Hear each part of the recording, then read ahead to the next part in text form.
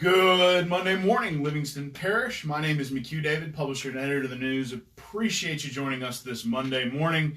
It's a little dismal, but we'll talk about the weather in a second. Please remember that if you ever miss these shows, if you want to catch back up on them, they are posted at www.livingstonparishnews.com/podcast. They are free. There are audio and video versions, so you can check either one of those out.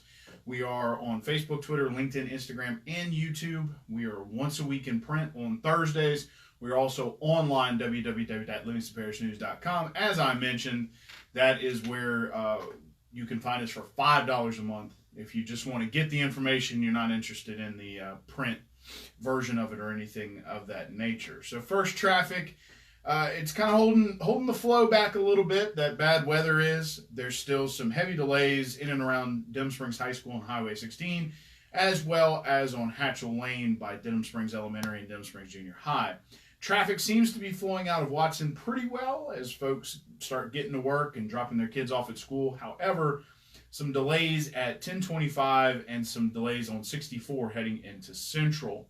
Minor delays on 447 North near 1025, and relatively clear on I-12 westbound, heading into Baton Rouge. Of course, I almost forgot, it is Columbus Day, so happy Columbus Day. I know that a lot of people are either off work, a lot of government is closed for the day, so please keep that in mind. Don't try to go to the bank. Your weather is currently, it feels like 65 degrees and it's raining. But this is not the rain that's bringing the cold weather. This is just kind of a warm and wet shower.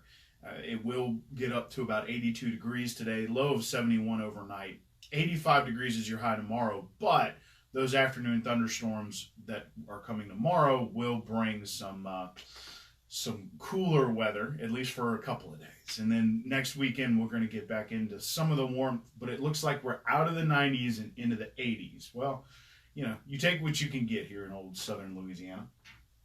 So we'll get into the election results in just a second. First, there was a motorcycle death reported yesterday on Highway 42. Mr. Elton Stafford died due to his injuries as reported by the state police. So please keep that family in your thoughts and in your prayers. The election results, we're gonna run through as much of it as we can.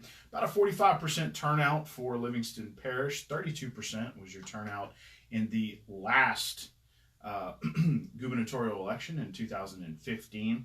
Again, the parish kind of followed the statewide trend. Statewide turnout was about 40%. You know, sometimes it's tough to get people out to vote.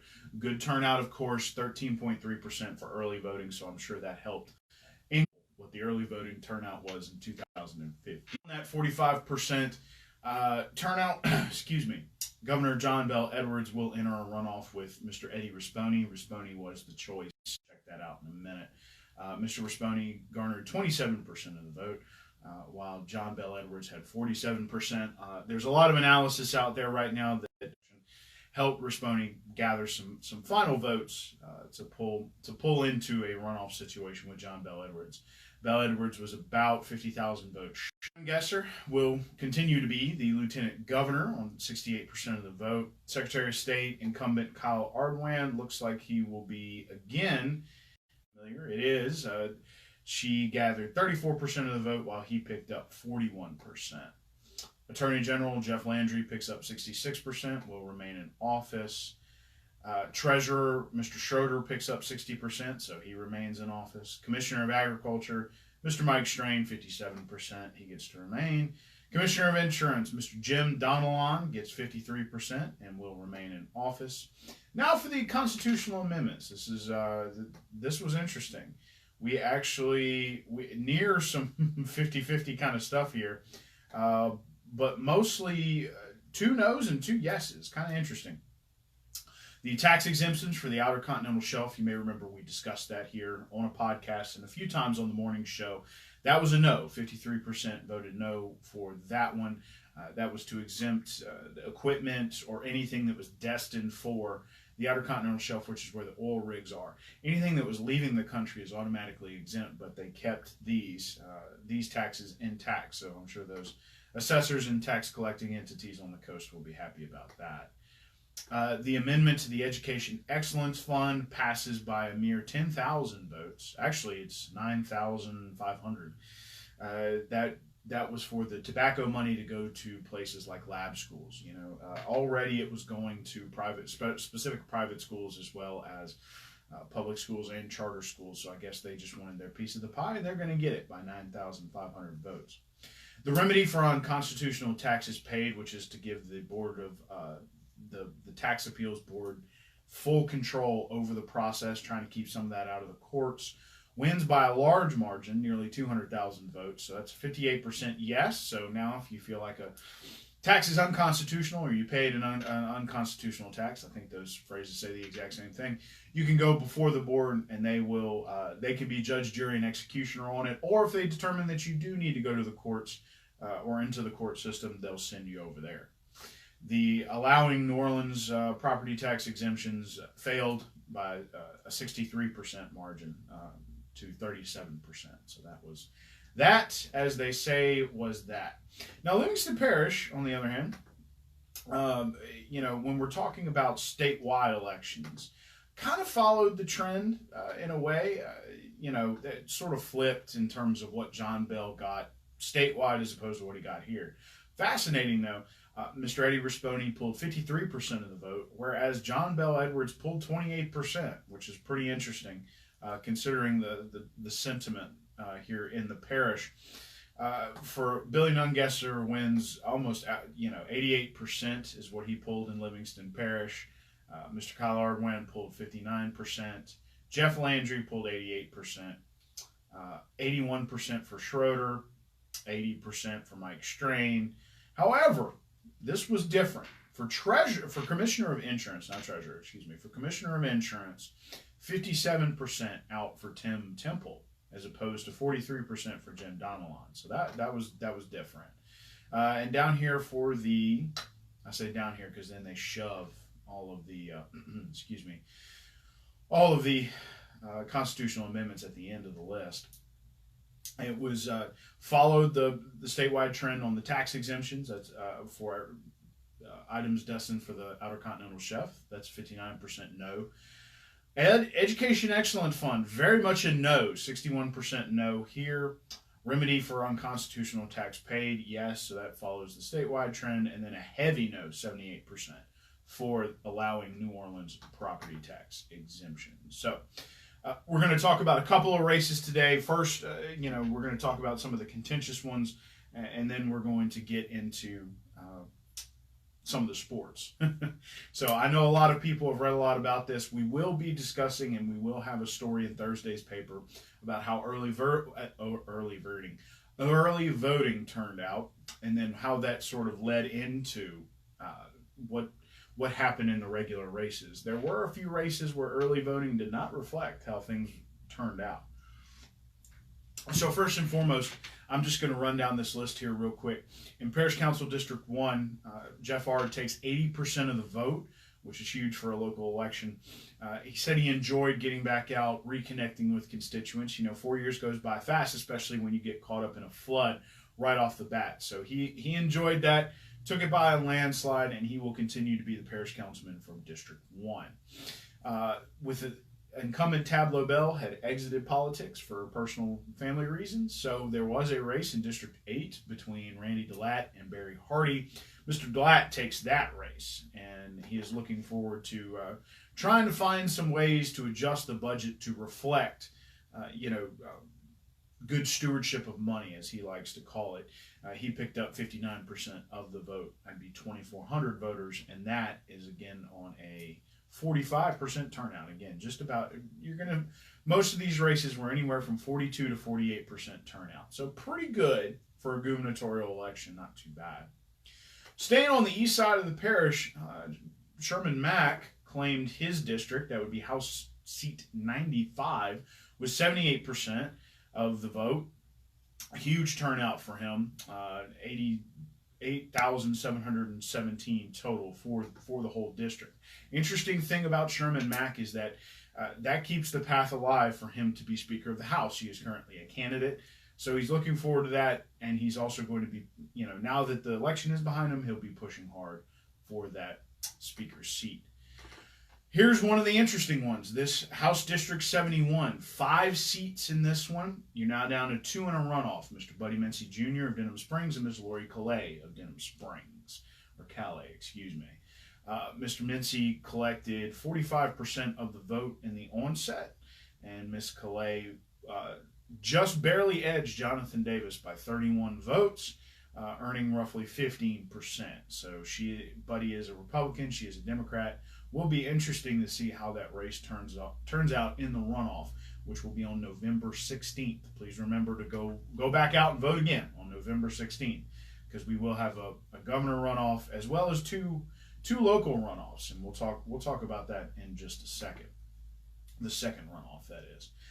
Or actually, excuse me, we've got 3, and I do apologize to Mr. Brian Abels. Brian Abels, who is an attorney from here in Denham Springs, will be in a runoff for 21st Judicial Court Judge, Division D, with Ernie Drake. Mr. Drake lives in Livingston Parish, does a lot of work in Tangi. That race was very fascinating. Brian dominated Livingston Parish, pulled most of the vote in St. Helena, but Tangi came out heavy for Mr. Ernie Drake. So if Mr. Abels wants to win, he's going to have some work to do over there. If Mr. Drake wants to win, he's got work to do over here. That's going to be a fun race to watch. There is some complication with Mr. Drake's campaign finance, and he does have, a campaign finance grievance filed against him. In normal races, for judge, you form, it's standard practice to form a committee to do your fundraising, to collect the money, that sort of thing, and you just kind of are the figurehead of the race. Well, Mr. Drake is the committee head. No one can prove that he's the one collecting the money or anything, but he is his committee chairman, which is kind of weird. That judges just don't do that. So I'll read to you the law as it was submitted to me by Campaign Finance. According to the Code of Judicial Conduct, Canon 7, Part A, Item 6, of lawyer speak, a judge or judicial candidate shall refrain from inappropriate political and campaign activity to the extent permitted by these canons. Item 6 reads, personally solicit or personally accept campaign contributions. Drake is listed as his campaign committee chair on his 30-day finance report. Judges' races usually employ a committee to do their fundraising for them. So it will be interesting to see if that, there may be time for campaign finance to deal with that situation. There may not. Some of you may have been keeping up with what we've been doing here at the news. There have been a couple of campaign finance grievances filed. One of them so far back as the beginning of September, talking about some things with regard to Jeff and Delia Taylor. We'll talk about their races in a minute. But of course, they didn't even get on the agenda for campaign or the ethics board, which is the head of campaign finance, until November. So a lot of times these grievances are filed, and there's just not a whole lot there. There's just not enough time to get it done within the election period. I wrote a column saying that not only should campaign finance violations have a higher fine, but they have got to find another way to get people through the ethics board a lot more quickly.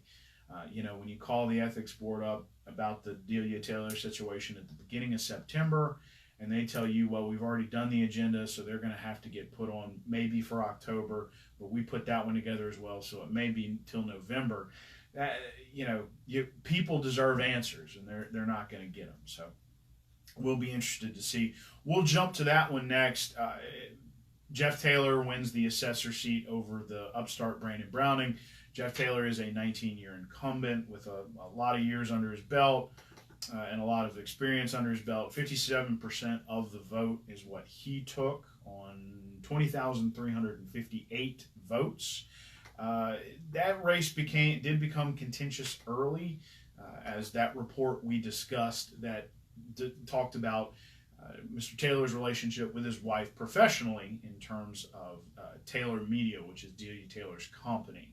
Walking through that, one of the initial things that we refuted completely was the idea that because he paid her for services, that was enrichment. Media companies charge up front, or charge their clients up front, such as, end user media companies. So people like us, newspapers, magazines, TV stations, radio stations charge people like Delia up front. Delia then turns around and charges her client. And in a lot of cases, that's usually when she gets her money. Now, in this case, in almost the entire 7 years that was collected, she only took 5%, which is much less than her 15%. And that's 5% total over those 7 years. So that wasn't there. What is there and what they'll have to deal with is a technicality in law. She has a sole proprietorship, which is not handled by the Secretary of State, but according to Secretary of State law, in terms of campaign finance, she must be in good standing with the Secretary of State. You can't do that if the Secretary of State just doesn't deal with you. So she will have to wait and see if campaign finance will either drop her a fine and she'll have to switch to a corporation, or tell her that, and they might not even drop her a fine. They may give her a chance to just switch to a corporation. Otherwise, a sole proprietorship with a Louisiana Department of Revenue number, which she has, will be good enough. So we'll be watching that to see how that turns out for him. But either way, it'll get worked out. The other thing she could have had was an occupational license here in Livingston Parish. She didn't have it, along with a lot of other businesses. This sheriff's office, after that report came out, was swamped as people showed up trying to get their occupational license. They did get dragged into it with the school board. Delia Taylor does a lot of their media relations. Miss Kelly Hennessy Dickerson, who was involved in Brandon Browning's campaign, asked if it was legal for them to do business with Taylor Media after all this came out. The school board attorney, Mr. Mark Boyer, did some research, and the answer is yes, that is legal. So there was no issue there. So we will see what campaign finance has to say about that singular issue of her being a sole proprietorship, and we'll stay in touch with you all to see how, if and when and how she changes that if she has to. So Gravity Drainage District millage was renewed for 10 years by a pretty hefty vote, 67%. That's a large margin in politics. A lot of people seem to forget politics is a zero-sum game. It's, if you got 45% turnout, one person's going to vote for one and one person's going to vote for the other. So any vote lost here goes over there. So 67%, pretty good. 7,039 voters for that.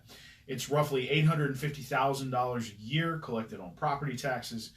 They use it for maintenance as well as grant matching. So there's a lot of things they're going to be able to move forward and do with this kind of money. They got a lot of backing from the city of Denham Springs, who they recently, I say recently, not long after the flood, signed a cooperative endeavor agreement with to do work inside the city, because it's part of their drainage district. It's part of their floodplain. And it was good to see them get together and work that out. So that's, excuse me, that's still a good relationship there. Last runoff is Parish Council District 6. This is going to be between Mr. Derek Babcock, who was on this show, or the afternoon show, excuse me, Friday afternoon, and Mr. Gerald McMorris. It was only 137 votes that separated them in the initial.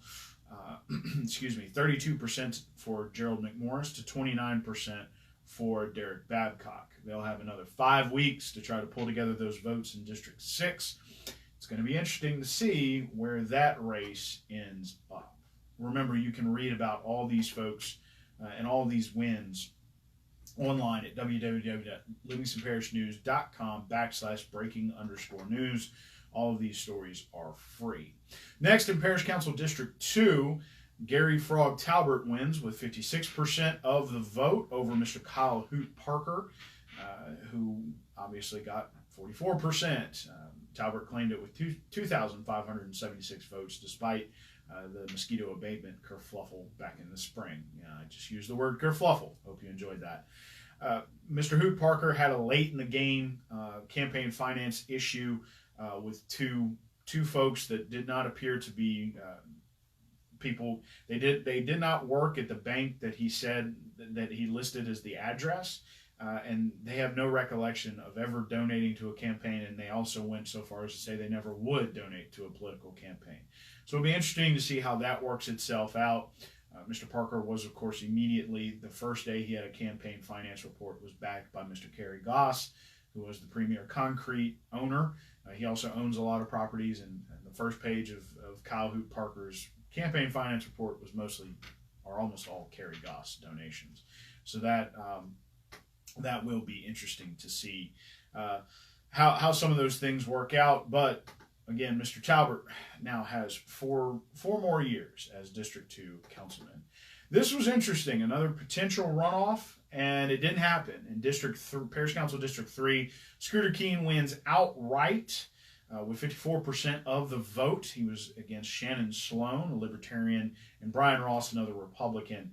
But Mr. Keene was able to get away from it. He picked up Miss Sloan as an opponent after the mosquito abatement issue, and she just wasn't able to pull enough of the vote to force a runoff. It would have been between Mr. Scooter Keene and Brian Ross, as Miss Shannon Sloan came in third. This one was quite fascinating. There is no runoff in District 13 Senatorial District. We talked about that a lot on this show. Mr. Rogers Pope was on the show. He won outright by a slim margin. He needed 50%, and he got it. So there was nearly $1 million was spent on that race, and absolutely fascinating to see him escape completely. 17,030 people voted for him. If about 200 or 300 more had voted for someone else, he'd be in a runoff currently. Ms. Edith Carlin drew 12,859 votes, or 38%, and Devin Cavalier took the remainder. 44% turnout in that, but Rogers will be interested in a lot of infrastructure and drainage type things. But the big thing that he was glad to be reelected for was the fact that he will continue to be fighting for the education system here, which is public. And we know that in other places that public schools are not doing so well, trying to move away from them. Will be interesting to see how his battle is handled over the next 4 years and what happens next time an election comes up. Excuse me. That race became, it was contentious from the get-go. A lot of outside PAC money in that one. Very hard to track down. There are some people out there with blogs, if you Google it, that get real deep into the finance reports and can tell you where a lot of that money was coming from. But Mr. Pope picked up a lot of good sentiment here in Livingston Parish after 2 mailers went out, both of which were incorrect. One saying he was high and dry during the flood, and that was incorrect. He's flooded in 16, 83, and 77.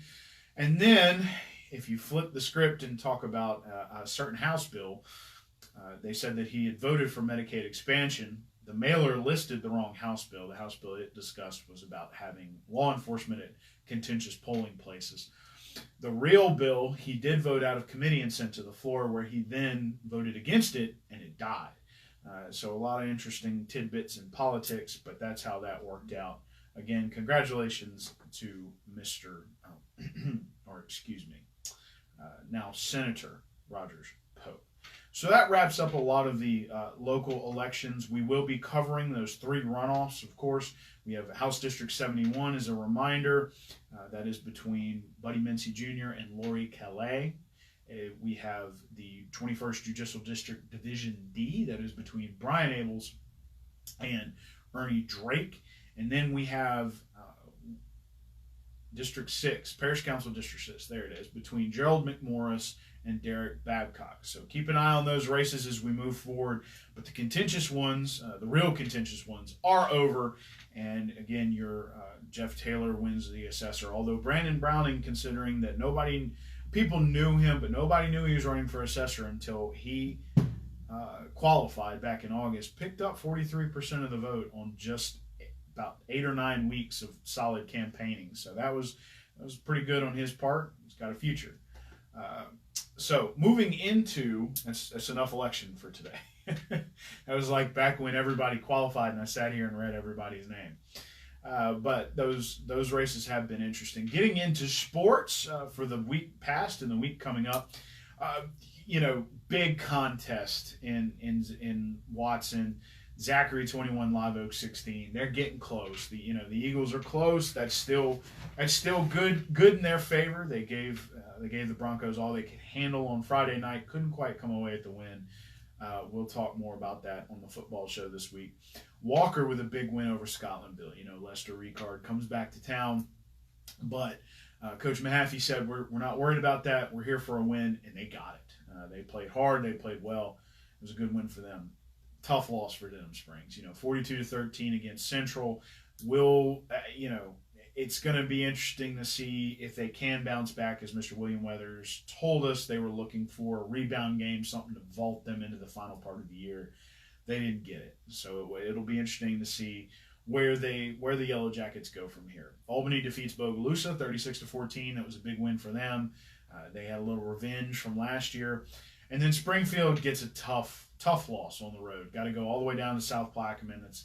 You go to New Orleans and then keep driving into the toe of the boot for about another hour and a half, and you get to South Plaquemine. So it's a long way to go for a loss. Learn some things from that. Time will tell how they'll work through that as they get closer to district. Remember, their district has shrunk quite a bit, so they've still got another out-of-district game before they even get into the regular season. Springfield defeated Bogalusa in volleyball. Sweep. Dem Springs lost to St. Joseph's and then defeated West Feliciana. Live Oak defeated West Feliciana, lost to Dutchtown, and lost to Sandoval. Live Oak girls finished 10th in the Catholic High Invitational. Live Oak boys 16th. Denham girls were 28th and boys 30th. Swimming, Capital City. Swim City. Capital City Swim League in Baton Rouge. Dem Springs girls got first, boys 4th. Lutcher, Walker boys 5th. We don't have a record for Lutcher. Walker boys 5th, girls 9th. The week ahead, Thursday, we only have 2 Thursday games. One was Albany this past week. Now we have Springfield this week. Springfield will be against Thomas Jefferson at West Jefferson High. Again, a reminder that they're still not in the district. On Friday, Zachary is at Denham Springs. Walker is at Live Oak. So we got some intra-parish play going on this weekend. And then Albany travels to Jules Sumner. Live Oak plays St. John in volleyball Tuesday night. Springfield at Pine. Dutchtown at Walker. Central at Denham Springs. Live Oak at Baton Rouge High will be your volleyball game for Friday. Cross country, Denham Springs and Walker at St. Thomas Aquinas. Want to wrap up the fair? Well, we will have rodeo results. That was this past weekend, as well as pageant results coming at you from Mr. David Gray. That'll be in www.livingstonparishnews.com/living. Hopefully, we'll have those for you for tomorrow's morning show. The fair has wrapped up. It was a big week. They had some good crowds. Unfortunately, they had a lot to contend with on Saturday, but I'm told that Friday was quite a success. So let's roll back around. We have talked enough this morning. Getting some heavy delays on 12 westbound in and around the Millerville and Sherwood area. It's still pretty light though. Minor delays after the 10-12 split. Traffic in Livingston Parish continues to funnel out. Some minor delays at 447 and 1025. Minor delays on 64 heading into Central. And people are still filing out on 16 and Pete's Highway trying to get to the interstate. Minor delays there. It is raining. It feels like 65 degrees. We're kind of getting into cooler weather here. Of course, that's all relative. It's going to be staying in the 80-degree range for the next, I guess you can say, for the next week or so, although it will get cool in the middle of the week. It will continue raining through Tuesday. One last time, my name is McHugh David, publisher and editor of the news. Appreciate you joining us on this Livingston Parish News morning show for Monday, October 14th. We talked all about the elections. We'll be getting into analysis and precinct kind of stuff as we move forward throughout the week. Remember, if you ever miss these shows, you can check them out, www.livingstonparishnews.com/podcast. We post them all there. They're free. We have audio and video versions there for you to check out. Not sure who's going to be in the booth this afternoon, but remember, if you miss it, you can always check it out at that web address I just gave you. We're, of course, online. It's $5 a month. We're once a week in print on Thursdays. We're also on Facebook, Twitter, LinkedIn, Instagram, and YouTube. Appreciate you checking us out there. One last time, thanks for joining us this morning. We hope you have a great Monday, and we hope you make it a great week.